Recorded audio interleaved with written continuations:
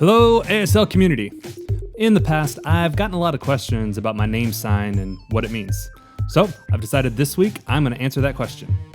My name is Audie, this is my name, and you are watching That Vlog.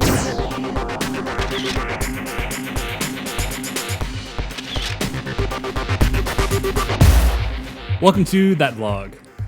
Now, if you've been watching previous episodes, you've probably noticed that we have a format.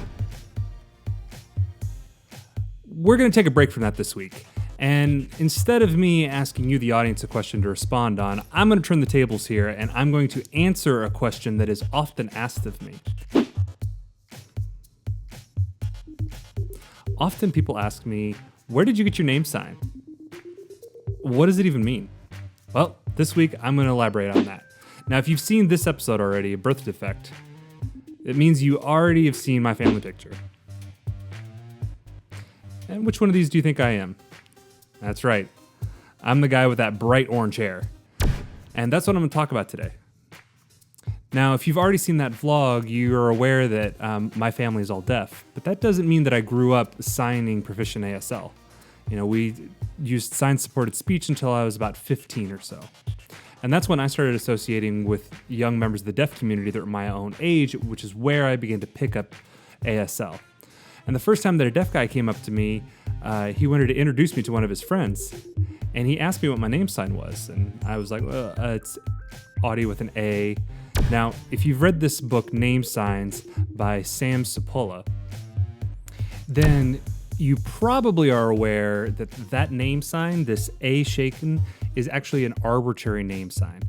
Meaning that the way that it comes about is you take the first name of somebody and you take the first letter of that name. And so for me, my name being Austin, you took that A and then displaced it to make a name sign. And that could be in different parts of the body, over the chest or at the head. But that's what we consider an arbitrary name sign. Okay, great. So back to the story. So I'm like, hi, I'm Austin. And he looked at me like, Austin? No, come on. That's not acceptable. I'm going to come up with a new name for you. And I see that you've got this bright orange hair. It almost looks like fire that I could warm my hands upon. So I'm going to take that concept and I'm going to put it into a name sign, and you shall be named Firehair. And I was amazed. And from that point on, that has been my name sign. But you might notice the one problem with that is my fire has burnt out. Well, it's funny, that's actually why I bought this shirt. You know, maybe it's time for my name sign to change.